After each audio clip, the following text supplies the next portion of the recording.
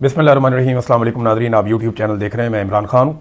Nadreen ने गज़ा में बड़ा शानदार एक नक्शा पेश किया डोनाल्ड ट्रंप के दामाद जैरेड कुशनर पे। उसके ऊपर पूरी दुनिया से कुछ रद्दमल भी आ रहा है। नक्शा मैं आपको दिखाऊंगा, प्लान क्या है वो भी आपको मैं बताऊंगा। लेकिन सबसे पहले DGISPR आज मुलाकात करने जा रहे हैं यूट्यूबर्स से, यानी इन्हें यूट्यूबर्स कहा जाता था और ताने दिए जाते थे। आज से कुछ अर्सा पहले तक जिन सहाफ़ियों को नौकरियों से निकाल दिया जाता था और जो लोग यूट्यूब के ऊपर या सोशल मीडिया के ऊपर अपनी कवरेजेस करते थे या अपना तज्जिया करते थे या खबरें पेश करते थे, उन्हें ताना दिया जाता था, उन्हें घटियापन का निशाना बनाया जाता था।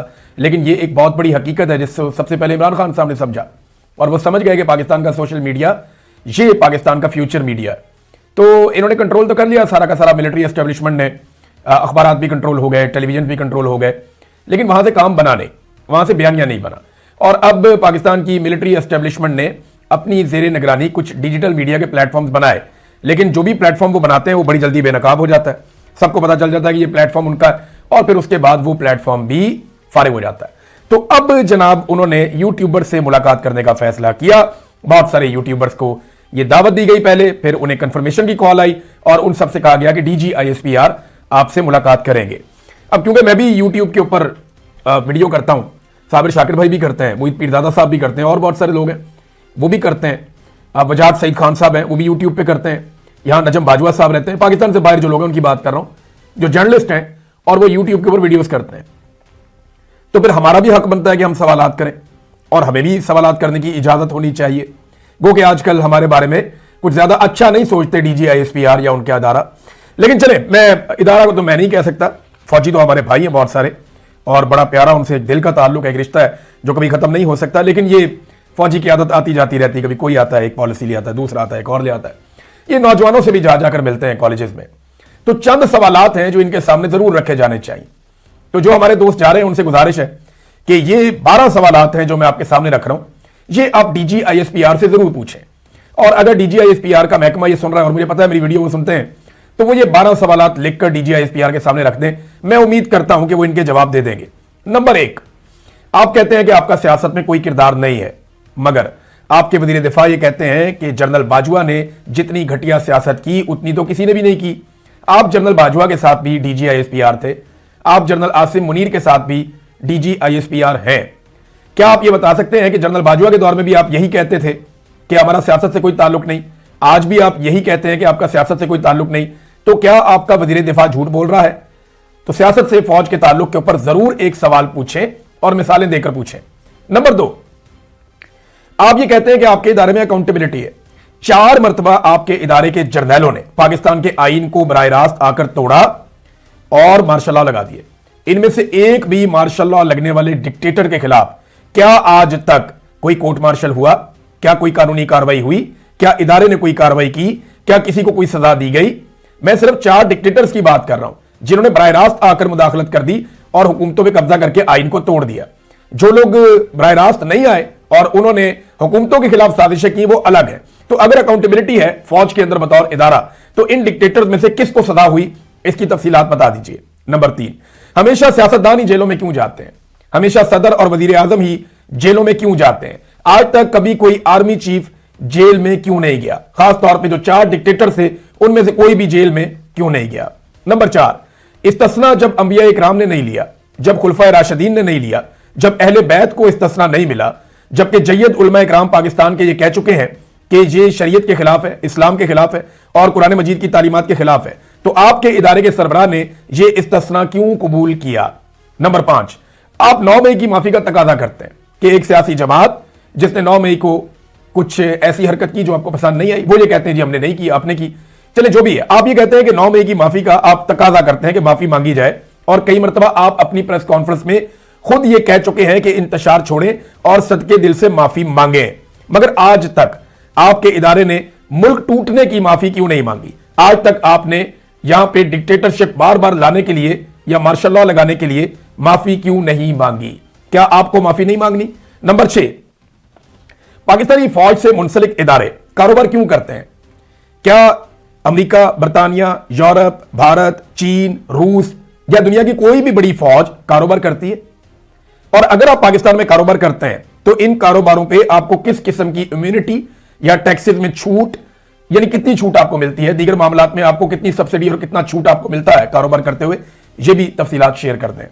नंबर 7, क्या आप कश्मीर की आजादी के लिए कोई डेडलाइन दे सकते हैं? हर चीज की आपके पास डेडलाइन होती है ना कि इतने अरसे में ये कर देंगे, फिर ये कर देंगे, फिर ये कर देंगे। क्या कश्मीर की आजादी का कोई रोड मैप आपके पास है और उसकी कोई डेडलाइन आप दे सकते हैं? क्योंकि 78 साल से आपका दावा है कि आप कश्मीर आजाद करवाएंगे। नंबर 8, आज तक आईने पाकिस्तान की सबसे ज्यादा खिलाफ वर्जी पाकिस्तान के किस इदारे ने की? इसका जवाब भी दे दें। नंबर 9, क्या आप यह बता सकते हैं कि आलमी मुलाकातों में कौन कौन से जमहूरी ममालिक अपने आर्मी चीफ को साथ लेकर जाते हैं? कल जो मुलाकात हुई वहां पे डेविस में, स्विट्जरलैंड में, वहां पाकिस्तान के फील्ड मार्शल गए हुए थे शहबाज शरीफ साहब के साथ। आप बता सकते हैं कि और कितने ममालिक हैं जो अपने आर्मी चीफ को अपने साथ लेकर आए उस मुलाकात में? नंबर 10, अमेरिकी वजीर खारजा मार्को रूबियो ने यह दावा किया कि पाकिस्तान ने अपनी फौज गजा भिजवाने के लिए खुद ऑफर की है और लिखकर ऑफर की है। इसकी क्या वजह है? अगर आप ये कहते हैं कि यह हुकूमत का फैसला है, हुकूमत से पूछें, तो हुकूमत तो अपने फैसले भी आपसे पूछकर करती है और वो बबंगई दोहल ये कहते भी हैं और वो बार बार कहते हैं कि ये हाइब्रिड निजाम चल रहा है और फौज हमारे साथ हर फैसले के अंदर शामिल है। तो फिर ये कैसे मुमकिन है कि गजा में फौज भिजवाने के फैसले में फौज शामिल ना हो? तो आप ये बता दें कि क्या कभी पाकिस्तानी फौज हमास को गैर मुसल्ला करेगी?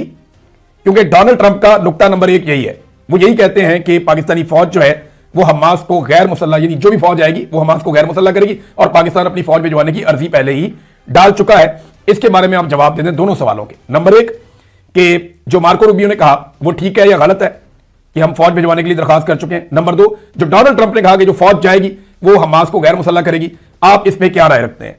और आखिरी और 12वां सवाल, दहशतगर्दों को वापस लाने का जो फैसला है वो जनरल बाजवा और जनरल फैज ने किया था, ये सब जानते हैं।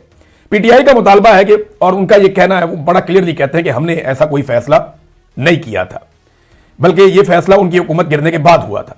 जिसका सबूत यह है कि राणा सनाउल्लाह साहब ने जब पीडीएम की हुकूमत बन गई तो तब अनाउंस किया था कि तालिबान की वापसी के हवाले से हमने इस मुशावरत की है और उसके अंदर कुछ फैसले हुए हैं। अब सवाल यह पैदा होता है कि अगर तो यह फैसला पाकिस्तान तहरीक इंसाफ ने किया था या बाद की हुकूमत ने किया था, तो तमाम हुकूमती मुलाकातों की मीटिंग्स के जो मिनट्स होते हैं वो मौजूद होते हैं। तहरीक इंसाफ का चैलेंज है कि आप वो मिनट्स निकालें और साबित करें कि यह फैसला पीटीआई ने किया था।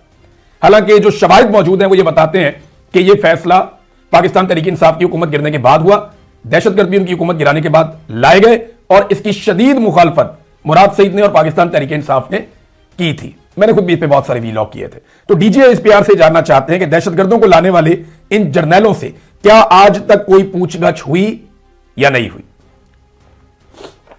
तो ये वो चंद 12 सवाल हैं। पूछने को तो मैं 1200 सवाल पूछ सकता हूं, मैं अपने बारे में पूछूं तो 15-20 सवाल पूछ सकता हूं, लेकिन डीजीआईएसपीआर साहब को इन सवालात के जवाब देने चाहिए और ये जवाब मैं नहीं, पूरी कौम जानना चाहती है। हमें पता तो चले कि एक्चुअली आप हर दफा अपना कोई ना कोई बयानियां बता देते हैं, कभी हमारे सवालों के जवाब दीजिए। ये वो सवाल है जो आपके सामने बैठकर करना शायद मुश्किल हो जाता है, लेकिन मैं उम्मीद करता हूं कि शुगर कोटिंग करके या किसी भी तरह इनको नरम करके इन सवालात को डीजीआईएसपीआर तक हमारे जो दोस्त आज जाएंगे मुलाकात करने के लिए वो किसी ना किसी तरह पहुंचाएंगे और उनके अपने ज़हन में भी बहुत सारे सवालात होंगे, करंट अफेयर से मुताल्लिक भी, बाकी चीजों से मुताल्लिक भी। नाज़रीन, अब आ जाएं जो नक्शा एक पेश किया डोनाल्ड ट्रंप के दामाद जैरेड कुशनर ने। इस नक्शे के ऊपर बड़ा रोला पड़ा हुआ है। मैं पहले आपको ये नक्शा दिखाता हूं। ये देखें नक्शा, ये नक्शा है। इसके अलावा कुछ तस्वीर भी इन्होंने बनाई जो आर्टिफिशियल इंटेलिजेंस के जरिए बनी हुई थी। उन्होंने दिखाई कि बड़ी बड़ी बिल्डिंग है, बहुत बड़े बड़े प्लाजे हैं, बहुत खूबसूरत इमारात हैं, बड़ी अच्छी सड़कें हैं, बड़ा जबरदस्त एयरपोर्ट है, बागात, फसलें, बहुत कमाल, खेलों के मैदान। ये ऐसा लगता है जैसे एक रेजिडेंशियल सोसाइटी का, एक रिहायशी कॉलोनी का एक नक्शा बनाया गया। गजा जहां पे बेशुमार इंसानों का कत्लेआम किया गया, जहां बच्चों के सबसे बड़े कब्रिस्तान हैं, जहां पे इज्तिमाई कब्रें मौजूद हैं, गजा जहां पे जुल्म और बर्बरियत का एक पूरा दौर हमने देखा, वहां पे एक रिहायशी कॉलोनी बनाई जा रही है। अब ये कॉलोनी का नक्शा आ गया और इस नक्शे के ऊपर बहुत सारे लोगों ने बात की है। सबसे पहले लग्जमबर्ग से ताल्लुक रखने वाले आलमी सहाफी हमजा अत्तार ने बोर्ड ऑफ पीस और जैरेड कुशनर की प्रेजेंटेशन पे ये तबसरा किया है और ये तबसरा अब आप देखें, नक्शा अपने सामने रख लें और आप देखते रहें। वो ये कहते हैं कि गजा की पट्टी में ये जो पर्पल कलर का इलाका है, जिसको डार्क गुलाबी कलर का जो बनता है, ये अमीर तबके के लिए मखसूस इलाका है, यानी ये मरीन का इलाका है। ये बिल्कुल फ्रंट के ऊपर होगा खूबसूरत सा, और इसके अलावा 3 जजीरे भी हैं जो बहुत खूबसूरत इलाका है और ये अमीर तबके के लिए, बड़े बड़े लोगों के लिए इसको मुख्तस किया जाएगा। जो पीला रंग है, यहाँ पे वर्क फोर्स रहेगी, یعنی جو لوگ کام کرنے والے لوگ ہیں، ورکرز ہیں، جو یہاں پہ دفاتر میں کام کریں گے، گراؤنڈ پہ کام کریں گے، ان سب کے لیے جو رہائشی کالونیاں بنے گی وہ یہ پیلے رنگ کے علاقے میں بنے گی۔ سفید رنگ جو ہے وہ اسرائیلی قبضے کو معمول پر لانے کا عمل ہے، اور مصر کے ساتھ کوئی سرحد نہیں ہے۔ انہوں نے یہ بھی بتا دیا کہ بیچ کا جو ایریا وہ ختم کر دیا گیا ہے اور اب سب کچھ اسرائیل کے ذریعے ہوگا۔ رفح کراسنگ کا کوئی نام و نشان نہیں ہے۔ رفح وہ علاقہ ہے جہاں سے کراسنگ کر کے امدادی سامان غزہ کے اندر داخل ہوتا تھا، وہ ختم کر دیا گیا اس نقشے میں، ان کا یہ دعویٰ ہے۔ اور ساتھ یہ بتا رہے ہیں کہ توازن کی پوری تبدیلی کر دی گئی ہے اور جو آبادی ہے اس کو دوسری طرف دھکیلا جائے گا، اور غزہ کی آبادی جو ہے اسے کسی اور طرف لے کر جائیں گے، یعنی آبادی کا رخ غزہ شہر سے خان یونس اور رفح کی طرف موڑا جا رہا ہے، باوجود اس کے کہ وہاں کی آبادی غزہ شہر سے کم ہے۔ تو غزہ کا جو ایریا ہے وہ سب سے قیمتی پلاٹ ہے۔ ڈونلڈ ٹرمپ نے یہ بات بھی کی ہے کہ سب سے پہلے لوکیشن دیکھی جاتی ہے۔ یہ بہت خوبصورت لوکیشن ہے، خوبصورت صاف ستھرا سمندر ہے، بڑا زبردست ساحل ہے خوبصورت، اور اس ساحل کے سامنے ایک زبردست لینڈ ہے۔ یہاں پہ وسائل بھی ہیں، سمندر کے اندر معدنیات بھی ہیں، پیٹرولیم کے ذخائر بھی ہیں، پھر زبردست قسم کی ایک بندرگاہ ہے جو بن سکتی ہے وہاں پہ، انٹرنیشنل ایئرپورٹ، اور جو میرین کے اوپر ایک ڈرائیو بنے گی، بڑی خوبصورت سڑک، وہ بھی جناب اسرائیل کے کنٹرول میں ہوگی، اور جو غزہ کے اندر بجلی آئے گی وہ جناب اسرائیل کے کنٹرول میں ہوگی، جو انرجی آئے گی باقی سارے سورسز اسرائیل کے کنٹرول میں ہوں گے، سڑکیں اسرائیل کے کنٹرول میں ہوں گے۔ انہوں نے یہ سارا بتایا اس کے اندر، اور ساتھ ہی ساتھ یہ بتا رہے ہیں کہ اگر کوئی مچھلی پکڑنے کے لیے جانا چاہے گا تو وہ جو ہاربر ہے وہ بھی اسرائیل کے کنٹرول کے اندر ہے، ماہی گیر جو ہے وہ مچھلی پکڑنے کے لیے غزہ کے لوگ وہ نہیں جا پائیں گے۔ اب وہ یہ کہتے ہیں، خلاصہ اس کا یہ ہے کہ یہ منصوبہ ظاہر کرتا ہے کہ غزہ کو ایک ایسی کارپوریٹ جیل میں بدلا جا رہا ہے جہاں امیر طبقہ علیحدہ جزیروں پر مریناز میں رہے گا، جبکہ عام فلسطینیوں کو سستی لیبر کے طور پر مخصوص زونز میں رکھا جائے گا جن کا مکمل کنٹرول اسرائیل کے ہاتھ میں ہوگا۔ یہ نکات ظاہر کرتے ہیں کہ اس منصوبے کا اصل مقصد فلسطینیوں کے معاشی اور سماجی تعلقات کو توڑ کر انہیں چھوٹے چھوٹے حصوں میں تقسیم کرنا، تاکہ ان کی اجتماعی مزاحمت کو ختم کیا جا سکے اور ان کی بین الاقوامی قانونی حیثیت کو ختم کر کے انہیں محض ایک مزدور طبقے میں بدل دیا جائے۔ یہ جناب اس نقشے کے اوپر جو ہے وہ اس قسم کا ایک رد عمل آیا۔ اسکاٹ لینڈ کے ایک تاریخ دان ولیم، انہوں نے جو ہے ٹرمپ کے بورڈ آف پیس کے اوپر ایک ٹویٹ کیا۔ انہوں نے کہا جی 6 بادشاہ، 3 سابق سوویت یونین کے عہدیدار ہیں، 2 فوجی حمایت یافتہ حکومتیں جن میں ایک پاکستان کی بھی ہے، اور ایک ایسا لیڈر جسے مبینہ جنگی جرائم کی پاداش میں عالمی عدالت انصاف تلاش کر رہی ہے۔ وہ کہہ رہے ہیں جی یہ ٹوٹل پلان ہے۔ یہ وہ غزہ پیس بورڈ کے اندر شامل لوگ ہیں اور اس کی انہوں نے یہ تعریف کی ہے سمپلی۔ اچھا، کافی تنقید بھی ہو رہی ہے جو تصاویر پیش کی جیرڈ کوشنر نے، کیونکہ دیکھنے میں تو بڑی خوبصورت تصاویر لگتی ہیں، ایسا لگتا ہے گلو گلزار بننے والا ہے غزہ کے اندر، لیکن اس کی قیمت کون چکائے گا؟ اور جو غزہ والے ہیں کیا وہ اس کے مالک رہیں گے بعد میں؟ یہ بہت سارے سوالات ہیں جو لوگوں کے ذہنوں میں اٹھ رہے ہیں۔ پاکستان کے اندر لوگ بہت زیادہ اس پہ رد عمل دے رہے ہیں، غصہ کر رہے ہیں، لیکن رد عمل صرف زبانی کلام نہیں ہے، گراؤنڈ کے اوپر کوئی آنے کی جرت کر نہیں سکتا۔ پاکستان تحریک انصاف نکلتی ہے تو مار مار کے تباہی پھیر دیتے ہیں، گولیاں چلا کے بندے مار دیتے ہیں۔ تحریک لبیک کے ساتھ جو ہوا وہ آپ سارے اچھی طرح جانتے ہیں۔ فضل الرحمان صاحب کو اجازت دی جائے گی، ہلکی پھلکی وہ ڈھولکی بجا لیں گے احتجاج کی، جماعت اسلامی کو بھی اجازت مل جائے گی، وہ بھی ہلکا پھلکا احتجاج کر لیں گے۔ ان کے علاوہ کسی کو احتجاج کی یہ غزہ والے معاملے کے اوپر اجازت نہیں دی جائے گی۔ یہ بورڈ آف پیس کے اندر جو شمولیت کی ہے اس میں کسی اور کو اجازت نہیں ہوگی۔ یہ بڑا کلیئرٹی کے ساتھ میں آپ کو بتا رہا ہوں۔ اوورآل جو بہت سارے لوگ اس کے اوپر رد عمل دے رہے ہیں، زیادہ تر لوگوں کا یہ کہنا ہے کہ یہ ایکچولی غزہ کے جو شہری ہے انہیں سستی لیبر کے اندر تبدیل کر دیا جائے گا، وہ اپنے ہی علاقوں میں مجبور اور محکوم ہو کر زندگی گزاریں گے، اسرائیل کے اختیارات اور طاقت بہت بڑھ جائے گی۔ ڈونلڈ ٹرمپ کا نا سب کو شکریہ ادا کرنا چاہیے، کیونکہ ڈونلڈ ٹرمپ کی جو سچ بولنے کی عادت ہے نا، وہ بہت سارے مسائل کو پیدا ہونے سے پہلے ہی ختم کر دیتی ہے۔ اور پاکستان جیسے ممالک کے جو حکمران ہیں نا، ان کے پاس جو مارجن ہوتا ہے اپنی قوم کو بیوقوف بنانے کا اور انہیں پاگل بنانے کا، وہ مارجن ڈونلڈ ٹرمپ ان سے چھین لیتا ہے۔ ڈونلڈ ٹرمپ کرتا ہے صاف صاف بات، یہ اس کی بڑی خوبی ہے۔ تو ڈونلڈ ٹرمپ نے کچھ چیزیں بڑی کلیئر کر دی، اور ڈونلڈ ٹرمپ کی کلیئرٹی کے بعد اب یا تو پاکستان کے حکمران جھوٹ بول رہے ہیں یا پھر ڈونلڈ ٹرمپ جھوٹ بول رہا ہے، لیکن ڈونلڈ ٹرمپ کا ریکارڈ آپ اٹھا کے دیکھیں، وہ جو کہتا ہے وہی کرتا ہے، وہ جھوٹ نہیں بولتا۔ تو یہ جناب پاکستانی حکمران کیا کہتے ہیں؟ وہ کہتے ہیں جی یہ فلسطینیوں کے تحفظ کے لیے جا رہے ہیں، جبکہ ڈونلڈ ٹرمپ کہتا ہے کہ نہیں، ہم اسرائیل کے تحفظ کے لیے کر رہے ہیں۔ پاکستانی کہتے ہیں جی ہم حماس کو غیر مسلح نہیں کریں گے، اب ڈونلڈ ٹرمپ کہتے ہیں حماس کا صفایا کریں گے، یہ تو نقطہ نمبر 1 ہے۔ پھر یہ کہتے ہیں جی ایک الگ ریاست بنے گی وہاں فلسطین کی، جبکہ اس کا کوئی امکان ڈونلڈ ٹرمپ نے بتایا ہی نہیں۔ پھر یروشلم آزاد اور دارالحکومت بنے گا، اس پر تو کوئی بات ہی نہیں ہوئی آج تک۔ اور پھر اسرائیلی قبضہ ختم ہو جائے گا۔ پاکستان اس قسم کی باتیں یہاں پہ بتاتے ہیں، یہ ملا بھی یہی باتیں بتاتے ہیں، لیکن وہ تو قبضہ مستحکم کرنے کی بات کر رہے ہیں کہ اسرائیل کو مزید مضبوط کرنا ہے، تمام خطرات اسرائیل کے لیے دور کرنے ہیں۔ ये मामला फलस्तीन तक महदूद रहेगा। अब ये चूरन बेचा गया, लेकिन वो लबनान को भी बीच में लेकर आए कि वहां पे हिजबुल्लाह को भी मारना है, उसको जड़ से उखाड़ना है। वो काम भी बहुत जरूरी है। अमेरिकन ये कहते हैं कि इसराइल के लिए डोनाल्ड ट्रंप आप जानते हैं किसी भी लेवल तक जाएंगे, और डोनाल्ड ट्रंप ने इसराइल को मुकम्मल महफूज बनाने का अज़म कर रखा है, और उसके लिए अब वो ये फोर्स इस्तेमाल करेंगे। और डोनाल्ड ट्रंप ने पहले ही कहा अरब मुल्क की फौजें नहीं आएंगी, साफ कहा, ये जो अरब ममालिक हैं इनकी फौजें नहीं आएंगी, अरब ममालिक के बाहर से फौजें आएंगी। अब आप भी जानते हैं, मैं भी जानता हूं बाहर ममालिक कौन से। दो मुल्क तो बड़े जबरदस्त हैं जो खुद से ये कहते रहे कि हमने जाना है जी, एक तो इंडोनेशिया, दूसरा पाकिस्तान। और पाकिस्तान के कौन से फौजी जाएंगे इसके ऊपर भी एक दावा सामने आ गया कि पाकिस्तान की फौज ने गजा में जाना है। कौन कौन सी फौज के हिस्से ने गजा में जाना है इसके बारे में एक दावा सामने आया, वो दावा भी मैं आपके सामने रख देता हूं।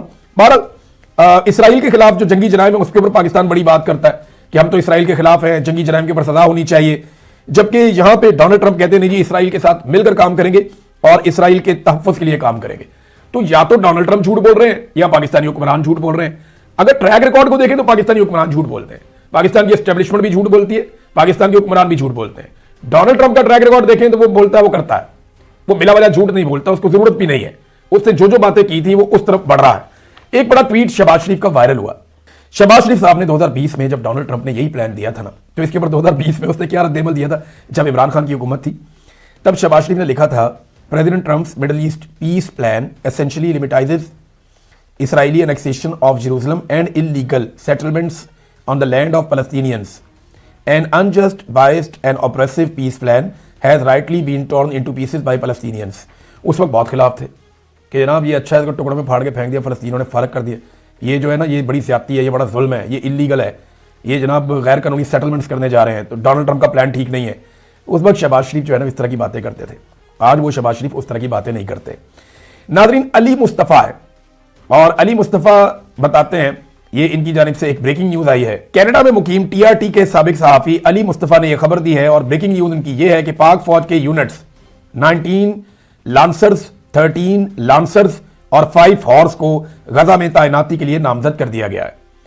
अच्छा जी, ये तीनों जो मैंने इनको चेक किया है कि ये तीनों का वजूद है और क्या है और किस तरह है, तो बिल्कुल ये पाकिस्तानी फौज के 3 यूनिट्स हैं और इन्हें पहले भी कई जगहों पर तैनात किया गया।